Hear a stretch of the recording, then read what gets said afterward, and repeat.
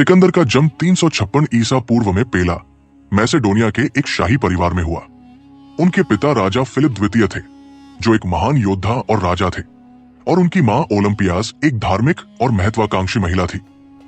बचपन से ही सिकंदर असाधारण बुद्धि और साहस दिखाने लगे थे। सिकंदर को उनके पिता ने महान दार्शनिक अरस्तु के अधीन शिक्षा दिलाई। अरस्तु ने उन्हें दर्शन, विज्ञान, राजनीति और युद्ध कौशल की शिक्षा दी। उनके विचारों ने सिकंदर को न केवल एक योद्धा बल्कि एक दूरदर्शी शासक भी बनाया। 20 साल की उम्र में सिकंदर को अपने पिता की हत्या के बाद मैसेडोनिया का राजा घोषित किया गया। उनके राज्याभिषेक के तुरंत बाद उन्होंने अपने विरोधियों को हराया और पूरे ग्रीस को एकजुट किया। थेस्लियन और एथेंस जैसे राज्यों ने भी सिकंदर के सामने झुकना स्वीकार किया। फारसी साम्राज्य पर आक्रमण 334 ईसा पूर्व 331 ईसा पूर्व। सिकंदर का सबसे बड़ा सपना फारसी साम्राज्य को जीतना था।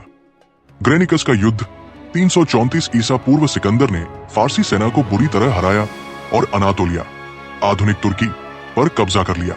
इस्सुस का युद्ध 333 ईसा पूर्व फारसी राजा दारा तृतीय को हराकर सिकंदर ने उनके परिवार को बंदी बना लिया। गौगामिला का युद्ध 331 ईसा पूर्व, ये युद्ध सिकंदर की सबसे बड़ी जीत मानी जाती है। इस युद्ध के बाद उन्होंने खुद को एशिया का राजा घोषित किया।